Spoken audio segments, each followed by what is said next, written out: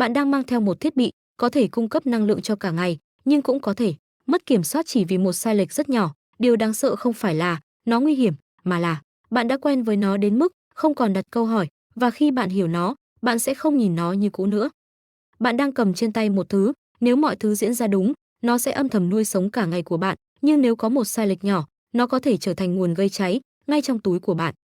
Nghe có vẻ hơi quá, nhưng đó là sự thật. Mỗi ngày, chúng ta mang theo pin lithium ion trong điện thoại, laptop, tai nghe, thậm chí là xe điện. Chúng nhỏ, nhẹ, tiện lợi đến mức gần như vô hình. Nhưng điều khiến tôi bắt đầu suy nghĩ lại là khi tôi đọc được rằng chỉ riêng trong ngành hàng không, các sự cố liên quan đến pin từ điện thoại, thiết bị cá nhân xảy ra gần như hàng tuần, và trong một số trường hợp, chúng bốc cháy ngay trên chuyến bay. Và điều kỳ lạ không phải là chúng nguy hiểm, mà là chúng ta gần như không bao giờ nghĩ về điều đó.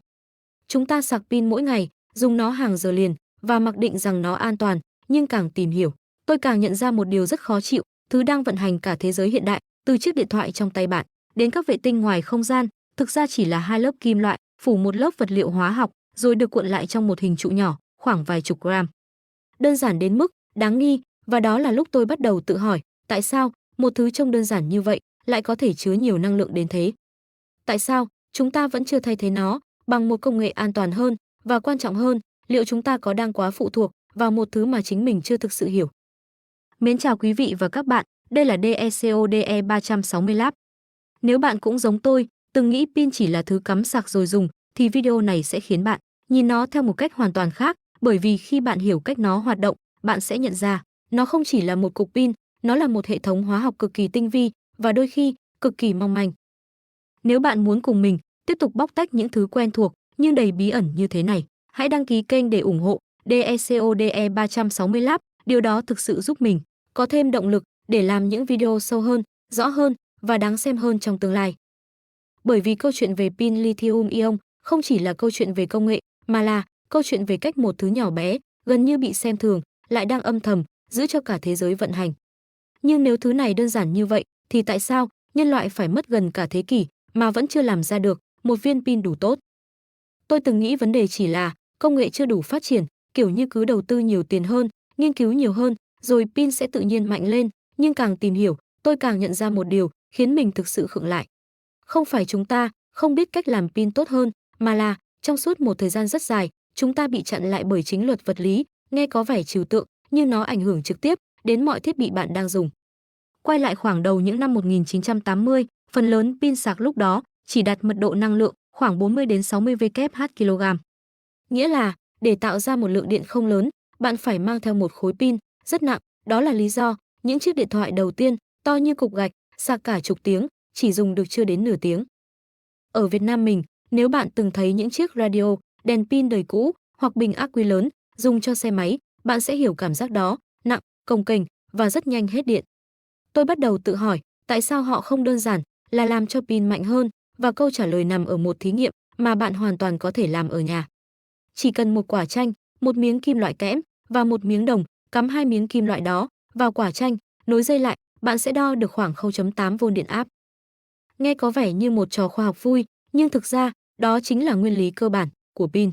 Một vật muốn nhường electron, một vật muốn nhận electron, và dòng điện xuất hiện khi electron di chuyển giữa hai bên. Nhưng có một chi tiết cực kỳ quan trọng mà trước đây tôi chưa từng để ý, điện áp đó không thể tăng lên tùy ý. Trong các loại pin sử dụng chất điện phân dạng nước, nếu bạn cố đẩy điện áp lên quá, khoảng 1,23V, nước sẽ bắt đầu bị phân tách thành oxy và hydro. Nói cách khác, thay vì tạo ra điện, hệ thống bắt đầu tự phá hủy chính nó. Đây không phải là giới hạn công nghệ, đây là giới hạn của tự nhiên.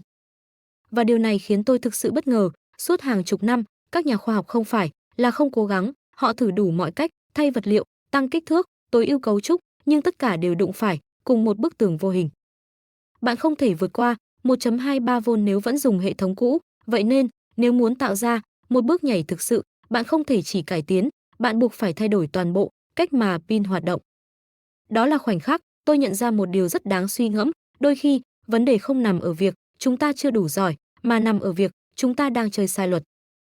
Và chính việc dám phá luật đó đã dẫn đến một trong những bước đột phá lớn nhất trong lịch sử công nghệ mà chúng ta sẽ nói tới ngay sau đây. Và rồi, có một người quyết định không chơi theo luật đó nữa. Điều làm tôi bất ngờ không phải là họ tìm ra lời giải, mà là nơi lời giải đó xuất hiện, một công ty dầu mỏ. Nghe có vẻ nghịch lý, nhưng vào đầu những năm 1970, thế giới rơi vào khủng hoảng năng lượng, giá dầu tăng vọt, nguồn cung bị cắt giảm và lần đầu tiên, những công ty sống nhờ dầu bắt đầu nghĩ đến một viễn cảnh rất khó chấp nhận, nếu dầu không còn thì sao? Tại Exxon, một nhà khoa học tên là Stanley Whittingham đang làm một nghiên cứu mà lúc đầu gần như chẳng ai để ý. Ông không cố cải tiến pin, ông đi tìm cách lưu trữ năng lượng theo một hướng hoàn toàn khác. Và bước ngoặt nằm ở một quyết định cực kỳ đơn giản, nhưng lại thay đổi tất cả, không dùng nước nữa. Nghe thì bình thường, nhưng bạn nhớ giới hạn 1.23V chứ, nó tồn tại vì nước. Khi Whittingham loại bỏ nước và thay bằng dung môi hữu cơ, ông đã vô tình phá vỡ cái trần mà cả ngành công nghiệp bị mắc kẹt suốt nhiều thập kỷ. Lần đầu tiên, điện áp có thể vượt xa giới hạn cũ, nhưng chỉ điện áp cao thôi chưa đủ, bạn cần một vật liệu thật sự mạnh về mặt năng lượng. Và đó là lúc lithium xuất hiện. Tôi phải nói thật, lithium là một trong những thứ khiến tôi thấy vừa ấn tượng vừa hơi đáng sợ.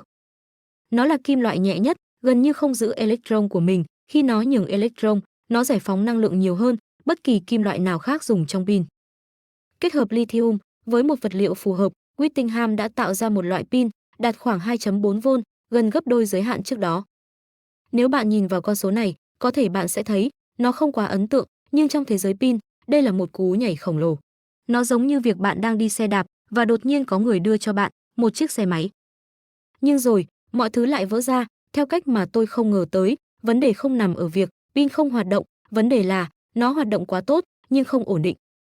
Lithium, kim loại ở cực âm, bắt đầu hình thành những cấu trúc nhỏ như gai, gọi là dendrite. Ban đầu chúng rất nhỏ, gần như không đáng kể, nhưng theo thời gian, chúng phát triển dài ra, đâm xuyên qua lớp ngăn bên trong pin. Và khi điều đó xảy ra, dòng điện không còn đi theo đường kiểm soát nữa, nó đi tắt, kết quả là đoản mạch, nhiệt tăng đột ngột và trong một số trường hợp, cháy hoặc nổ. Điều khiến tôi sốc nhất là các phòng thí nghiệm lúc đó phải gọi lính cứu hỏa nhiều lần, đến mức họ bắt đầu bị phàn nàn. Bạn tưởng tượng xem, một công nghệ có thể thay đổi thế giới, nhưng lại nguy hiểm đến mức không ai dám đưa nó ra ngoài. Và thế là, một lần nữa, pin lithium lại đứng trước nguy cơ bị bỏ lại, nhưng câu chuyện chưa dừng ở đó. Ở Anh, một nhà khoa học tên là John Goodenough nhìn vào thiết kế này và nhận ra một điều, vấn đề không chỉ là an toàn, mà còn là điện áp vẫn chưa đạt mức tối đa. Ông thay đổi vật liệu ở cực dương, sử dụng lithium cobalt oxide và kết quả là điện áp tăng lên khoảng 4V. Đây không còn là cải tiến nữa, đây là một bước nhảy sang một cấp độ hoàn toàn khác. Nhưng điều thú vị nhất là vật liệu này đã chứa sẵn lithium, điều đó có nghĩa là bạn không cần dùng lithium kim loại nguy hiểm nữa. Về lý thuyết, bạn đã có một con đường để tạo ra pin vừa mạnh, vừa an toàn. Nhưng trớ trêu thay, không ai thực sự quan tâm, các công ty từ chối, các tổ chức bỏ qua, phát minh này gần như bị lãng quên. Nghe đến đây, tôi thực sự thấy khó hiểu, tại sao một thứ rõ ràng, có tiềm năng như vậy, lại không được chú ý, cho đến khi tôi nhận ra, đôi khi, một công nghệ không thất bại vì nó không tốt, mà vì nó xuất hiện quá sớm. Phải đến khi, một nhà khoa học khác, ở Nhật Bản, Akira Yoshino, kết hợp những ý tưởng trước đó và tìm ra cách thay thế hoàn toàn lithium kim loại bằng vật liệu carbon ổn định hơn, mọi thứ mới thực sự thay đổi. Năm 1991, Sony thương mại hóa pin lithium ion đầu tiên, và từ đó, thế giới bắt đầu vận hành theo một cách khác. Điều khiến tôi suy nghĩ nhiều nhất không phải là công nghệ này mạnh đến mức nào, mà là hành trình của nó. Nó không phải là một phát minh thiên tài xuất hiện trong một đêm, nó là kết quả của rất nhiều lần suýt thất bại, rất nhiều ý tưởng bị bỏ qua và những con người gần như không được nhớ đến. Và có lẽ, điều quan trọng nhất là chỉ cần thiếu một trong những mảnh ghép đó. Thứ mà bạn đang cầm trên tay lúc này có thể đã không tồn tại. Nhưng ngay cả khi nó đã được tối ưu như vậy, vẫn còn một điều mà tôi nghĩ là đáng lo hơn cả, chúng ta đã làm cho nó mạnh hơn, hiệu quả hơn, nhưng liệu chúng ta có thực sự làm cho nó an toàn hơn không?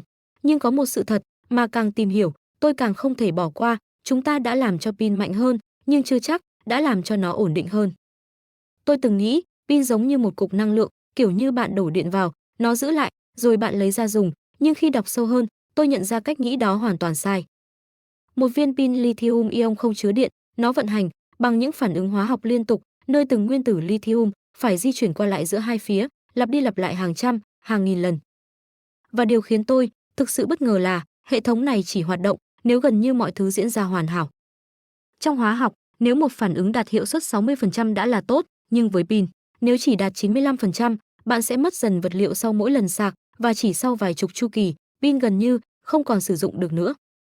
Đó là lý do pin cần đạt hiệu suất gần 99,9%, nghĩa là mỗi lần bạn cắm sạc điện thoại, hàng tỷ tỷ ion lithium phải di chuyển chính xác đến từng vị trí, rồi quay trở lại mà không được phép đi lạc. Khi tôi hiểu điều này, cảm giác đầu tiên không phải là ấn tượng, mà là lo lắng, bởi vì bất kỳ hệ thống nào yêu cầu độ chính xác gần như tuyệt đối đều tiềm ẩn rủi ro, và rủi ro đó bắt đầu từ một thứ rất nhỏ, gần như vô hình, một lớp mỏng gọi là SEI. Lớp này hình thành ngay từ lần sạc đầu tiên, nó giống như một lớp màng bảo vệ, ngăn các phản ứng không mong muốn tiếp tục xảy ra, nhưng vẫn cho phép ion lithium đi xuyên qua. Nó là lý do pin có thể hoạt động ổn định trong thời gian dài, nhưng cũng chính nó là điểm bắt đầu của mọi vấn đề. Khi nhiệt độ tăng lên khoảng 80 độ C, lớp SEI bắt đầu bị phá vỡ. Khi đó, những phản ứng vốn bị khóa lại bắt đầu quay trở lại, và quan trọng hơn, chúng sinh ra nhiệt, nhiệt lại làm tăng tốc phản ứng, một vòng lặp bắt đầu. Và nếu bạn từng để điện thoại trong cốp xe dưới trời nắng ở Việt Nam, bạn sẽ hiểu điều này không hề xa vời. Nhiệt độ môi trường hoàn toàn có thể đẩy pin đến những ngưỡng nguy hiểm nếu không được kiểm soát tốt. Khi nhiệt tiếp tục tăng đến khoảng 130 độ C, lớp ngăn bên trong pin bắt đầu nóng chảy, và đây là điểm mà mọi thứ vượt khỏi tầm kiểm soát. Hai cực chạm vào nhau, đoản mạch xảy ra, dòng điện tăng đột ngột, nhiệt tăng vọt, đồng thời vật liệu bên trong pin bắt đầu phân hủy và giải phóng oxy. Điều này khiến tôi thực sự phải dừng lại một lúc để suy nghĩ, bởi vì lúc này bạn không còn cần không khí bên ngoài để duy trì ngọn lửa nữa. Pin tự có tất cả, thứ có thể cháy, thứ giúp cháy và nhiệt để kích hoạt, nó giống như một hệ thống tự nuôi cháy, được giấu trong một thiết bị nhỏ mà bạn mang theo mỗi ngày. Đó là lý do tại sao, trong nhiều trường hợp, việc dập cháy pin không đơn giản như dập một đám cháy thông thường. Và cũng là lý do tại sao, khi một viên pin bắt đầu mất kiểm soát, mọi thứ có thể diễn ra rất nhanh, nhưng điều khiến tôi suy nghĩ nhiều nhất không phải là việc nó có thể cháy, mà là cách chúng ta đang sống chung với nó. Bởi vì, nếu nhìn một cách khách quan, pin lithium ion vẫn là một trong những công nghệ an toàn nhất từng được tạo ra, tỷ lệ lỗi chỉ khoảng 1/1.000.000. Theo tiêu chuẩn kỹ thuật, đó là một con số rất tốt, nhưng khi tôi đặt nó vào bối cảnh thực tế, nơi mỗi người trong chúng ta tiếp xúc với hàng nghìn, thậm chí hàng triệu viên pin trong suốt cuộc đời, thì con số đó không còn nhỏ nữa. Nó chỉ là bị phân tán, và đó là lúc tôi nhận ra, chúng ta không thực sự loại bỏ rủi ro, chúng ta chỉ đang học cách sống chung với nó.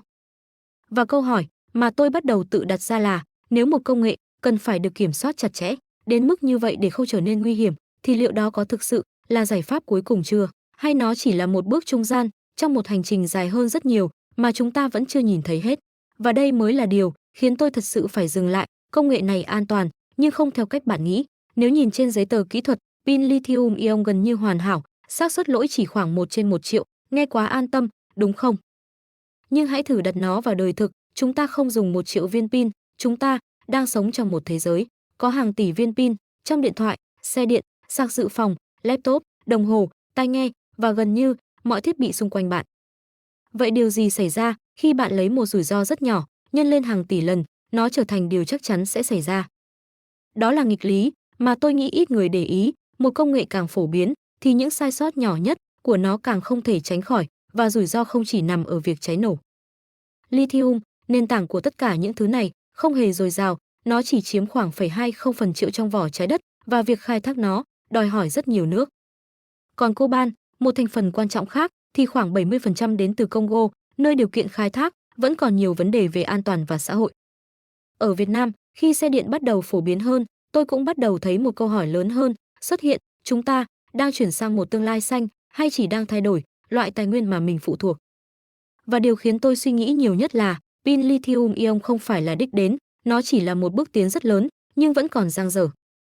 Nhu cầu năng lượng đang tăng nhanh, và dự báo đến năm 2030, chúng ta sẽ cần hơn 17 triệu tấn vật liệu để sản xuất pin. Con số đó không chỉ là công nghệ, đó là áp lực lên tài nguyên, môi trường và cả cách chúng ta phát triển. Vậy nên, có lẽ câu hỏi quan trọng không còn là pin hoạt động như thế nào, mà là chúng ta có đang phụ thuộc vào một giải pháp chưa hoàn thiện, và nếu đúng là như vậy thì bước tiếp theo của nhân loại sẽ là gì? Khi nhìn lại toàn bộ câu chuyện, điều khiến tôi ấn tượng nhất không phải là pin lithium ion mạnh đến mức nào, mà là cách nó tồn tại, một công nghệ tưởng như hoàn hảo, thực chất lại đang vận hành dựa trên sự cân bằng cực kỳ mong manh giữa hiệu suất và rủi ro. Nó cho chúng ta sự tiện lợi, tốc độ và cả một cuộc cách mạng công nghệ, nhưng đồng thời, nó cũng nhắc chúng ta rằng không có giải pháp nào là tuyệt đối. Những thứ chúng ta dùng mỗi ngày, tin tưởng mỗi ngày, đôi khi lại là những thứ chúng ta hiểu ít nhất và chính sự quen thuộc đó mới là điều đáng suy nghĩ. Bài học lớn nhất mà tôi rút ra là đừng bao giờ xem nhẹ những thứ quen thuộc, càng là thứ bạn sử dụng mỗi ngày, bạn càng nên hiểu rõ bản chất của nó, không phải để lo sợ, mà để sử dụng một cách thông minh hơn. Ví dụ rất đơn giản trong cuộc sống hiện tại, tránh để thiết bị quá nóng, không sạc qua đêm liên tục, trong môi trường nhiệt độ cao và chọn sản phẩm có nguồn gốc rõ ràng. Những điều nhỏ như vậy có thể không thay đổi công nghệ, nhưng sẽ thay đổi cách bạn sống cùng công nghệ. Vậy còn bạn thì sao? Sau khi xem xong video này, bạn có còn nhìn viên pin trong điện thoại theo cách cũ nữa không? Hãy để lại câu trả lời của bạn ở phần bình luận để mọi người cùng trao đổi góc nhìn. Và nếu bạn thấy những nội dung như thế này thực sự giúp bạn hiểu sâu hơn về thế giới xung quanh, đừng quên xem lại các video đã đăng trên kênh và nhấn đăng ký để ủng hộ DECODE 360 Lab có thêm động lực làm ra nhiều nội dung hay hơn nữa.